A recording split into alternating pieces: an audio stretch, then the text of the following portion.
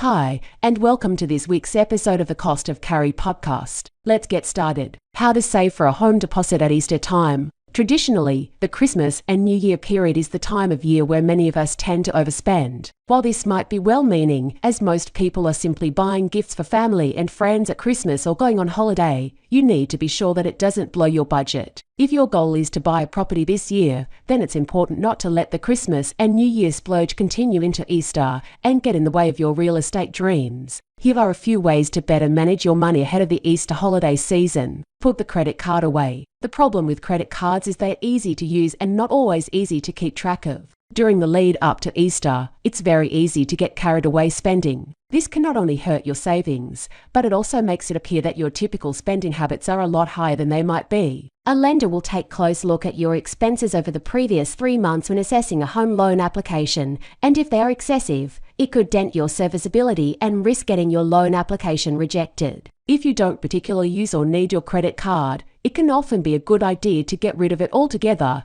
as lenders assess your credit card as if it is fully maxed out. Allocate funds in advance. We all know that budgeting is important, but for most people it is not only hard to do, but hard to implement. One of the best ways to effectively budget is to allocate all your spending money in advance and put it on a debit card. This way, there is no chance you can go over budget. It's even possible to have multiple debit cards for different areas of your life, such as essentials, spending money, and things like bills and expenses. Then, you simply transfer funds to them each week. While this might seem a little over the top, if your goal is to get on the property ladder, then it might be well worth going to these lengths for even a short period of time. Avoid borrowing. While it might be very tempting to jump on a plane after what has been a few rough years for those that love to travel, don't take on any debts in the process. Many people like to put their holidays on credit or even take out a personal loan. The problem with adding debt is that this money needs to be paid back. When you have debts, it weighs on your serviceability. Given that credit cards and other unsecured debts attract incredibly high interest rates and need to be paid back in a matter of years at the latest,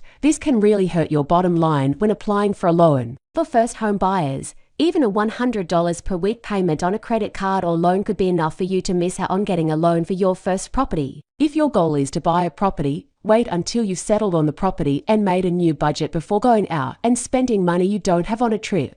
And that concludes this episode of the Cost of Carry podcast. If you enjoyed the video, hit the like button, share this video with someone you think could benefit from this information, and subscribe to the channel for more content like this. Thank you all for tuning in, and I'll see you in the next episode.